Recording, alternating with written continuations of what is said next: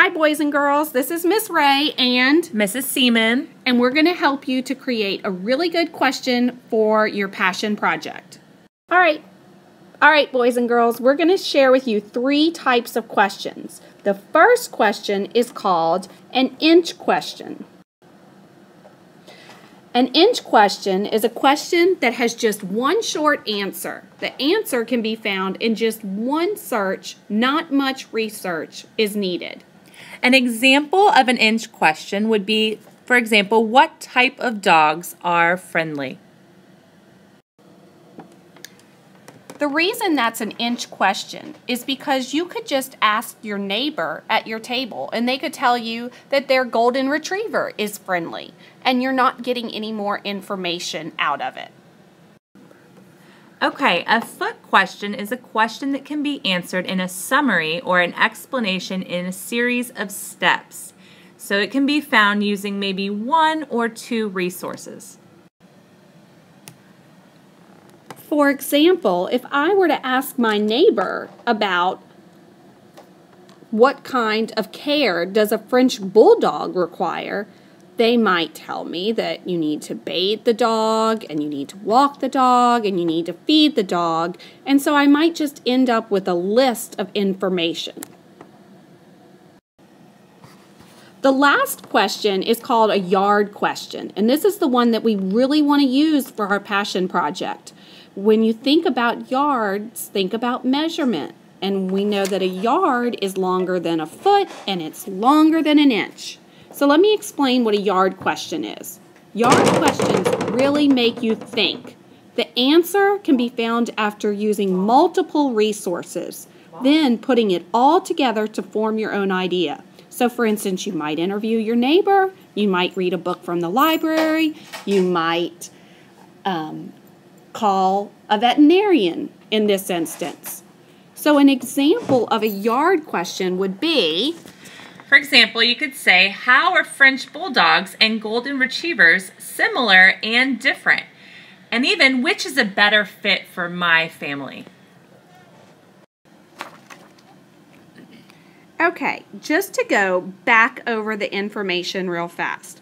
An inch question, you're not going to have to travel very far, right? You're just going to have to maybe go to one source. The foot question, you're going to go a little bit further, maybe asking 1 or 2 different sources for information, maybe reading 1 or 2 books. That yard question is going to take you real far.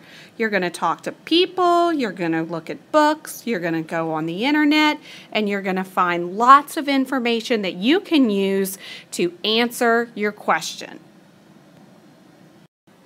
Okay, today what we're going to be filling out is your project proposal. So we're going to take with your proposed topic and we're going to try to get you to type your top 3 inquiry-based questions, then why these questions are important to you, and then what do you hope to learn from these questions? And number 5, how do you plan to share your project with others? And lastly, what materials do you need? And on the back, there's going to be some ways we can support you and your project, and we want you to be thinking about those ways that we can best help you. All right, so boys and girls, I decided that my topic was that I wanted to write a children's book to honor a family member. In order to do this, I have specific questions that I would need answered. First one, what details or facts about my grandmother do I want to include in this children's book? How does a push boat operate? How do I get my book published? The reason these questions are important to me is because my grandmother passed away before myself and my brothers had our children. And so she never got a chance to meet them and vice versa. They didn't get to meet her. So I want my children to learn all about my grandmother, and then also after she was passed away, a boat company in New Orleans named a boat after her, and the type of boat is a push boat, and I really don't know anything about a push boat, so I need to do some research to find out about that. After doing my project, I really hope to learn more about fiction writing because I plan on having the push boat be my grandmother. So the boat's going to be talking. And then also I want to learn how to create a book for others to enjoy, because just because I know my story and like it doesn't mean others will.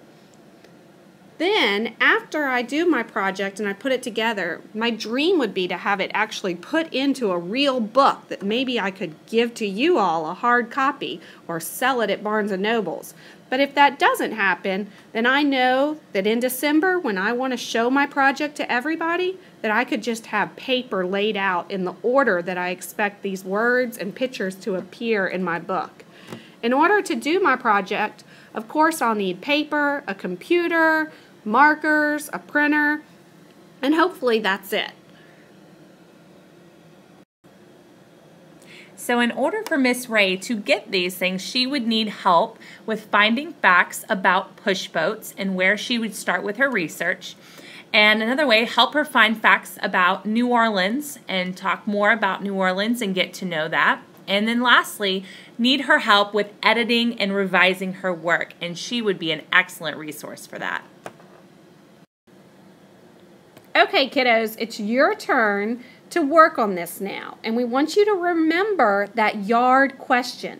So when you're putting together your project proposal, remember that you should be going to more than one source. You might need to ask friends for help. You might need to call somebody and interview them. You might need to get a book from the library. You might need to go to certain websites, all to be able to answer your question. So work on your project proposal, and then after you put it together, then work on creating that yard question. We wish you the best of luck, and we are here to help you in any way that we can.